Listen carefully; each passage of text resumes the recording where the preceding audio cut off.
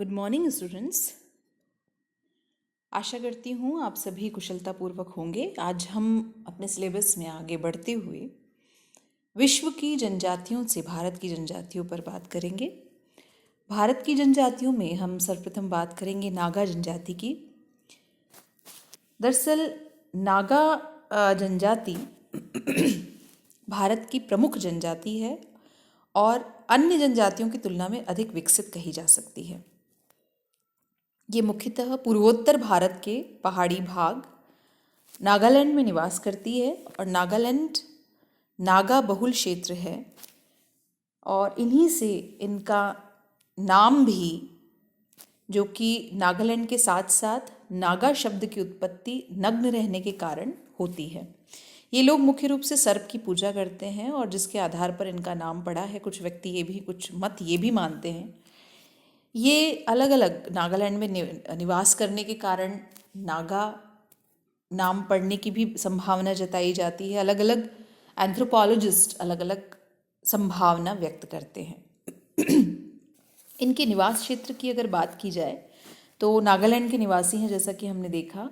इनके अलावा नागालैंड जो कि एक हिली पार्ट है, माउंटेनियस है, पहाड़ी भाग है और यहाँ पर सामान्य रूप से मानसून प्रकार की जलवायु रहती है विथ हाई ह्यूमिडिटी लेवल्स। आर्द्रता बहुत अधिक रहती है।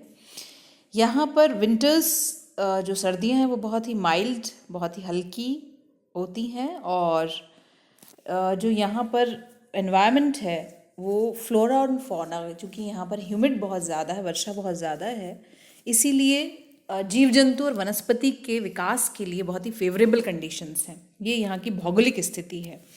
अगर नागाज की बात की जाए तो भारत के 4 स्टेट्स में मुख्य रूप से पाए जाते हैं। म्यांमार के पश्चिमी भाग में मिलते हैं। ये मुख्य रूप से ब्रह्मपुत्र और चिंदविन जो नदी है उनके बीच में ये निवास करते हैं। ये भारत में मुख्य रूप से मणिपुर के 4 डिस्ट्रिक्ट, नागालैंड तो है ही, उसके अलावा मणिपुर के 4 डिस्ट्रिक्ट, ये देखिए आप रेक्टेंगल बना हुआ है। आसाम के 1 डिस्ट्रिक्ट, अरुणाचल प्रदेश के 2 डिस्ट्रिक्ट्स में निवास करते हैं। इसके अलावा म्यांमार के पश्चिमी भाग में भी इनका निवास स्थान माना जाता है। ये मुख्य रूप से इनका पर्वतीय भाग जो है, देखा कि जैसा कि हमने देखा, ये लगभग इसकी औसत ऊंचाई 2000 मीटर है और नागा पहाड़ियाँ जो है, यहाँ पर नागा पहाड़ियाँ भी हैं। ये उत्तर पूर्व, दक्षिण पश्चिम से उत्तर पूर्व दिशा में फैली हैं, जिनका ढाल पश्चिम की ओर है। इनसे निकलने वाली छोटी छोटी नदियाँ उत्तर पश्चिम की ओर प्रवाहित होती हैं और ब्रह्मपुत्र नदी में मिलती हैं। इसके उत्तर पूर्व में पटकोई की पहाड़ियाँ, दक्षिण में मणिपुर और अराकान की पहाड़ियाँ, पर्वत श्रेणियाँ मौजूद हैं।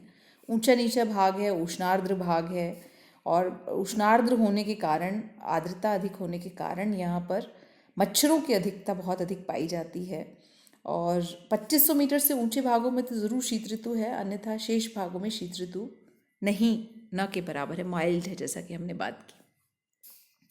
इनकी कई उपजातियां भी हैं नागा समूह की। इनमें अंगामी, सेमा, रेंगमा, ल्योथा, कई ऐसे उपजातियां भी हैं। इनकी अगर हाउसिंग, इनके अगर निवास स्थान की विशेष रूप से बात की जाए तो इनका जो निवास स्थान है वो मुख्य रूप से वुड और स्ट्रॉ का बना होता है और ये इस प्रकार से कार्व्ड होते हैं। इस प्रकार से इनका अरेंजमेंट ऐसा किया जाता है। ये इनका टिपिकल नागा हाउस अगर आप इसमें देखें तो यहाँ पर देख सकते हैं। इनकी रूफ जो हैं, इनकी जो छत हैं वो भी पैडी, धान की स्ट्रॉ की और पाम की पत्तियों की बनी होती हैं और एंट्रेंस इसकी बहुत छोटी होती है, जिससे कि इनकी सुरक्षा की दृष्टि से बहुत छोटी होती है। इनमें विंडोज़ नहीं होते हैं, नो वेंटिलेशन भी इसलिए बहुत कम होता है। कार्विंग जो है वो वाइल्ड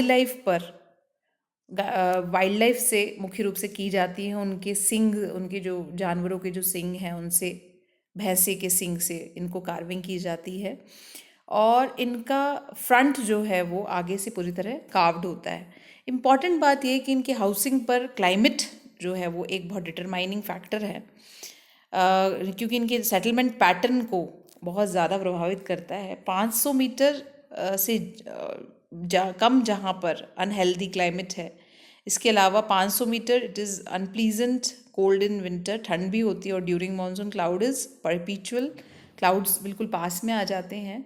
और क्लाइमेटिक कंडीशन के कारण इनके जो स्लोप्स के सहारे इनके जो सेटलमेंट्स मिलते हैं, इनके जो अधिवास मिलते हैं, वो स्लोप के सहारे मिलते हैं, ताकि वर्षा का जो भाग है तलहटी पर इतने ना मिलकर के स्लोप पर, ताकि वर्षा का जल एकत्रित ना हो सके।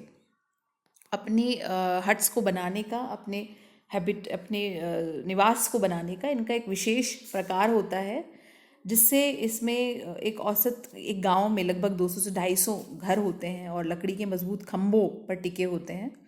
और प्रत्येक घर में आगे और पीछे की तरफ एक बड़ा छोटा द्वार, जैसा कि हमने बात की, जिससे कि कम से कम इनकी सुरक्षा, हिंसक पशुओं से भी सुरक्षा बनी रह सके। ये इस प्रकार से इसका एंट्रेंस रखते हैं। इनके अगर वस्त्रों की बात की जाए, सभी नागा वस्त्रों के नागा लोगों के वस्त्र एक समान नहीं हैं। इनकी पोशाक में भी अंतर मिलता है। अधिकांशतः सूती वस्त्र पहनते हैं, किंतु जाड़े में ऊनी वस्त्र भी पहनते हैं। ये प्रायः कम वस्त्र पहनते हैं और कई कई कई स्थानों पर, कई जगह पर ये जो पूरी तरह नग्न अवस्था में भी रहते हैं, और कई स्थानों पर कई उपजातियाँ जो है वो कमर के नीचे वस्त्र पहनती हैं। स्त्रियाँ घाघरा चोली भी पहनती हैं। तो अलग अलग इनके अलग अलग प्रकार के, अलग अलग उपजातियों में अलग अलग प्रकार की वेशभूषा देखी जाती है। इसी प्रकार अगर इनके भोज्य पदार्थ की बात की जाए, चावल प्रमुख है। इसके अलावा दालें, मांस, मछली, कंदमूल, जैसा कि यहाँ पर फॉरेस्ट एरिया में मिलता है, उनका आखेट भी ये करते हैं और उनसे अपना भरण पोषण करते हैं। ऑक्यूपेशन की जहाँ तक बात है, तो ये मुख्य रूप से बास्केट्स बनाना है, क्लोथ्स की वीविंग है, वुड कार्विंग, जो लकड़ी पर कार्विंग करना है, पोट्री का काम है, ज्वेलरी मेकिंग और ब्रीड मेकिंग। ये इनके प्रमुख कार्य हैं जिनके द्वारा ये अपना व्यवसाय करते हैं। इनकी कल्चर मुख्य रूप से नागा ट्राइब्स जो हैं वो क्राफ्ट्समैन, बहुत अच्छे आर्टिस्टिक इनका नज़रिया होता है। और इनकी जो जैसा कि बात की गई, इनके जो घर हैं उनको भी ये कार्विंग करते हैं, उनको भी बहुत सजाते हैं। नागा ज्वेलरी जो है वो बहुत इम्पॉर्टेंट है, और एक सिमिलर बीड्स टाइप की ज्वेलरी ये पहनते हैं। इनके फेस्टिवल्स अपने डिस्टिंक्ट अलग ही प्रकार के इनके फेस्टिवल्स हैं, जिनमें इंटर ट्राइब चेंज के लिए गवर्नमेंट ऑफ नागालैंड ने एनुअल हॉर्नबिल फेस्टिवल 2000 से शुरू किया है, जिसमें आपसी जो ट्राइब्स हैं वो आपस में एक दूसरे से यहाँ पर मिलती हैं। यहाँ पर फोक डांस, इनका जो नागाज़ का जो फोक डांस है, ट्रेडिशनल है, फोक डांस और सॉन्ग्स जो हैं वो भी बहुत ही प्रसिद्ध हैं।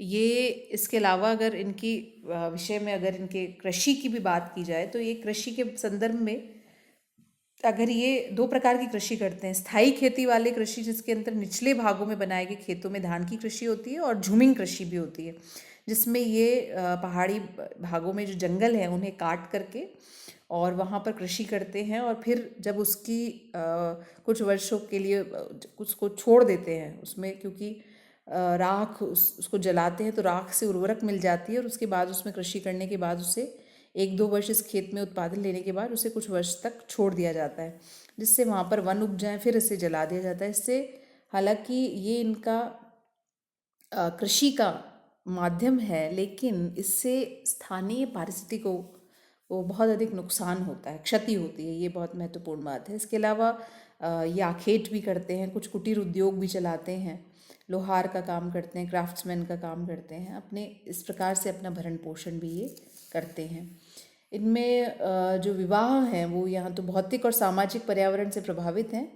उत्सव सहित होते हैं। वर पक्ष लड़की ढूंढता है और उपहार दहेज, वर पक्ष विवाह के उपलक्ष्य में वधू पक्ष को दहेज देते हैं, और दूसरी प्रथा के अनुसार कोई युवक किसी युवती को घर ले जाता है और एक साथ उनका जो विवाह कर दिया जाता है। इस प्रकार से अलग अलग विवाह की रीतियाँ भी यहाँ पर प्रचलित है। नागाओं का स्वभाव प्रायः युद्ध प्रिय हैं। ये बहुत अधिक बहादुर भी कहे जा सकते हैं। इनके समाज में उस व्यक्ति का विशेष सम्मान होता है जो शत्रु का सिर काट लाता है, इस प्रकार के। और नागाओं में अंधविश्वास की भी, हालांकि ये पूरी तरह से प्रकृति में निवास मानने वाले हैं, लेकिन नागाओं में अंधविश्वास घर कर गया है कि जीवन शक्ति की कमी को जीवन तत्व के स्थानांतरण से पूरा किया जा सकता है, और इसी अंधविश्वास के कारण ये नरमुंड पाने की प्रबल इच्छा रखते हैं। तो इस प्रकार की कुछ कुरीतियाँ भी इनके बीच में देखी जा सकती हैं। अलग नागालैंड राज्य बन जाने से नागाओं में नवीन प्रवृत्ति जागृति आई है, लेकिन अभी भी ये पुरानी मान्यता और प्रथाओं से पूरी तरह निकल नहीं पाए हैं। तो ये जो नागास के बारे में प्रश्न है वो इस प्रकार बन सकता है कि नागा जनजाति की आवास, उनकी अर्थव्यवस्था और उनके समाज पर भौगोलिक टिप्पणी लिखिए। और मैप की अगर बात करते हैं तो मैप में लोकेशन में नागा ट्राइब की निवास स्थान को पूछा जा सकता है। तो इसके आप अपने नोट्स तैयार कर लीजिए। Thank you and take care.